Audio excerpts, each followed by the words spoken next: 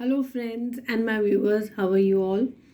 Today, I'm going to discuss about the term basal metabolic rate and what are the impact of the types of exercises we do, like intense exercises or moderately intense exercises, resistance training, strength training, or cardio exercises. Okay, and what is the effect of calorie restriction along with the intensity of the exercise? Okay, सो इससे आगे discuss करने से पहले मैं आपको ये बताना चाहूँगी इन शॉर्ट सबसे पहले कि मेटाबॉलिज्म एक टर्म होती है जो हम कई जगहों में हम देखते हैं, जो मेडिकल लिटरेचर है या कहीं भी, मतलब आप when you go through nutrition and diets and all, ठीक है।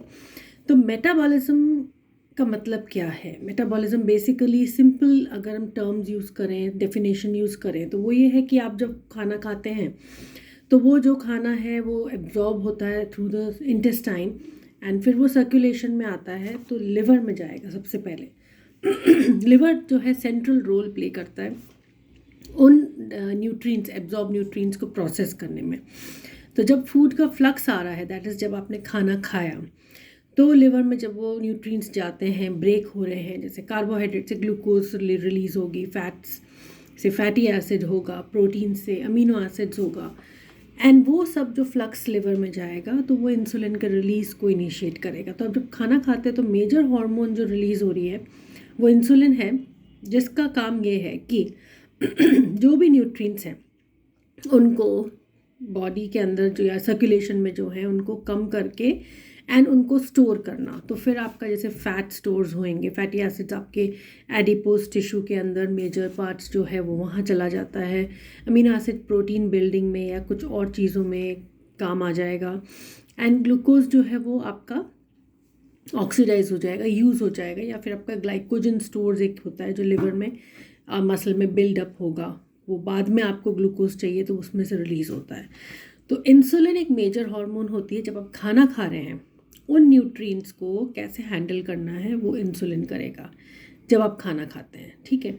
अब आपने खाना नहीं खाया, एक पीरियड में आप सपोज 8-9 घंटे भूखे रहे या उससे भी ज़्यादा लंबा टाइम भूखे रहे, तो उन पीरियड्स में, या तो जैसे हम कहते हैं स्टारवेशन एक चीज़ है जहाँ खाना नहीं मिला कई दिनों तक, और एक स्टेट होता है जब फास्टिंग आप कर रहे हैं डेलिबरेटली, नोइंगली, कि इतने घंटे बाद मैं खाना खाऊंगी। दैट इज़ सपोज़ कि आप 15 आवर्स का कर रहे हैं या 8 to 9 आवर्स का ही गैप रख रहे हैं, तो जो भी इंटरमिटेंट फास्टिंग होती है उस पीरियड में आपके बॉडी में एनर्जी कैसे चैनलाइज होगा, तो वो आपके जो स्टोरेज फॉर्म्स हैं उनके ब्रेक होने से होगा। तो वो एक हम प्रोसेस बोलते हैं कैटाबॉलिज्म। वो होता है एक हार्मोन ग्लूकागन के इफेक्ट में, ठीक है।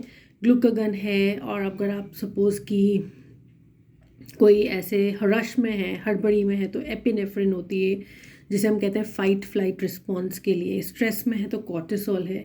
तो ये 3 तरह की कैटेगरीज हैं हार्मोन की, जो आपके स्टोरेज डिपोट्स को, ग्लाइकोजन को, फैट को मोबिलाइज करेगा एंड आपको उनसे एनर्जी मिलेगी जब आप खाना नहीं खा रहे हैं, जिससे कि ब्रेन के पास एक sustained level of fuel maintain रहे, आपका ब्रेन काम करता रहे, आपकी बॉडी की फंक्शनिंग चलती रहे, ठीक है। Excuse me.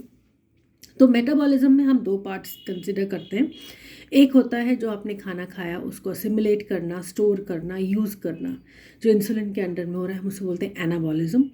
और दूसरा होता है कैटाबॉलिज्म, जिसमें कि आप जब खाना नहीं खा रहे हैं एक particular period of time, 8 to 10 hours या 2-3 दिन, अब स्टारवेशन किसी को है, अगर खाना नहीं मिल रहा, उस पीरियड में जो भी स्टोरेज हुआ है फैट का या कार्बोहाइड्रेट के in the form of glycogen, वो फिर मोबिलाइज होगा, उसको हम बोलते हैं कैटाबॉलिज्म। जो मेजरली ग्लूकागन हार्मोन के अंडर में होगा।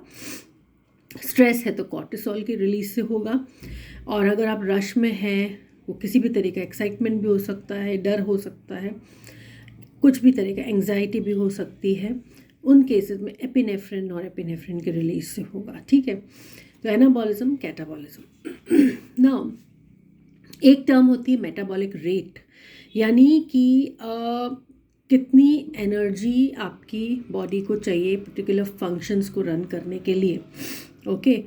किस स्पीड से मेटाबॉलिज्म होगा, यानी कि आप किस स्पीड से एनर्जी को यूज़ करेंगे, ठीक है। एंड हम जो भी अपनी बॉडी में फंक्शंस होते हैं, जैसे आपका ब्रेन वर्क कर रहा है तो नर्वस सिस्टम वर्क कर रहा है, हार्मोनल सिस्टम वर्क कर रहा है, एंडोक्राइन सिस्टम आपका वर्क कर रहा है, डाइजेस्टिव सिस्टम वर्क कर रहा है, रेस्पिरेटरी सिस्टम, सर्कुलेटरी सिस्टम। तो ये जितने भी फंक्शंस जो नॉर्मली आपकी बॉडी में होते हैं, ठीक है, जो स्टॉप नहीं होंगे टिल यू आर लिविंग, चलते रहेंगे। तो आप रेस्टिंग स्टेट में हैं तो भी इन प्रोसेसेस को चलाने के लिए एनर्जी तो यूज़ होगी। And you will not believe कि मैक्सिमम एनर्जी जो है 50% 60% जो है आपकी, वो जाती है जितनी भी एनर्जी आपको जो सिमुलेट हुई है वो जाती है इन प्रोसेसेस को रन करने के लिए इन द रेस्टिंग स्टेट, जिसे हम बोलते हैं बेसल मेटाबॉलिक रेट या resting metabolic rate, BMR RMR ऐसी टर्म्स यूज़ की जाती हैं, एब्रीविएशंस, ओके। सो ये प्रोसेसेस तो चलेंगे ही। अब क्या होता है कि मेटाबॉलिक रेट जो है वो आपकी हाई या लो हो सकती है डिपेंडिंग आपकी एक्टिविटी के अकॉर्डिंग, ठीक है। रेस्टिंग मेटाबॉलिक रेट तो एक चीज़ है जो हम कहते हैं कि रेस्टिंग स्टेट में जो एनर्जी यूज़ हो रही है to keep the body functions on, okay, in a normal pace, ठीक है। और एक होता है कि जो आप इस BMR को ऑल्टर कर सकते हैं depending upon the intensity of your activity, that type of food you're eating, ठीक है। तो ये टर्म बहुत इंपॉर्टेंट इसलिए हो जाती है कि जैसे आप नॉर्मल वर्क कर रहे हो या आप मॉडरेट एक्सरसाइज कर रहे हो या इंटेंस एक्सरसाइज कर रहे हो, उस टाइम जो फ्यूल आपका यूज़ होगा, the choice of fuel, and उसकी वजह से जो आपके मेटाबॉलिज्म की रेट में चेंज आएगा, वो दोनों चीज़ें आपकी ओवरऑल हेल्थ को अफेक्ट करेंगे। कई बार ऐसा होता है कि लोग सोचते हैं कि हम जिम जाएंगे, काफ़ी सारा एक्सरसाइज कर लेंगे और डाइट भी कंट्रोल में रख देंगे या डाइट को बिल्कुल रेस्ट्रिक्ट कर देंगे एंड काफ़ी एक्सरसाइज करेंगे तो हमारा वेट लॉस फास्ट होगा। तो फास्ट वेट लॉस के लिए वो काफ़ी intense exercise and prolonged exercise करते हैं, जैसे कि 1 घंटे 1.5 घंटे की, ठीक है। एक्सरसाइज में भी अलग अलग टाइप्स हैं, जैसे आप एरोबिक कर रहे हो, कार्डियोवैस्कुलर कर रहे हो, जहाँ बहुत मतलब आपका बेसल मेटाबॉलिक रेट इंक्रीज़ होता है, हार्ट रेट इंक्रीज़ होता है, काफ़ी सारा बॉडी में एक्टिविटीज़ इंक्रीज़ होती हैं, एंड वो आप ज़्यादा से ज़्यादा 30 मिनट्स 40 मिनट्स कर सकते हो, उसमें हार्ट बीट बहुत बढ़ जाती है। मॉडरेट एक्सरसाइज हम उसको बोलते हैं जब आप एक्सरसाइज करते करते बोल सकते हैं, कुछ गा नहीं सकते। हाई इंटेंसिटी में हम ऐसा होता है कि हम एक्सरसाइज करते करते बोल भी नहीं सकते, ठीक है।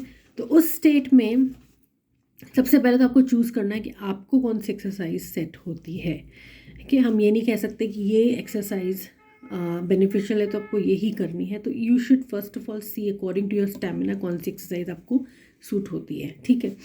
लेकिन प्रॉब्लम्स देखो एक्सरसाइज में ये है कि अगर आप ज़्यादा कर रहे हैं लेकिन आप खाना ढंग से नहीं खा रहे हो तो एक्सरसाइज का इफ़ेक्ट उल्टा हो जाता है। कई बार क्या होता है, कई लोगों को ऐसा एक्सपीरियंस हुआ है कि ज़्यादा एक्सरसाइज कर रही, खाना भी कम कर दिया लेकिन वेट कंट्रोल में नहीं आ रहा, तो वो रीज़न जो है ना वो उनको समझ नहीं आता कि ऐसा कैसे हो सकता है, ठीक है। तो उसका रीज़न मैं आपको बताती हूँ नेक्स्ट वीडियो में। बाय।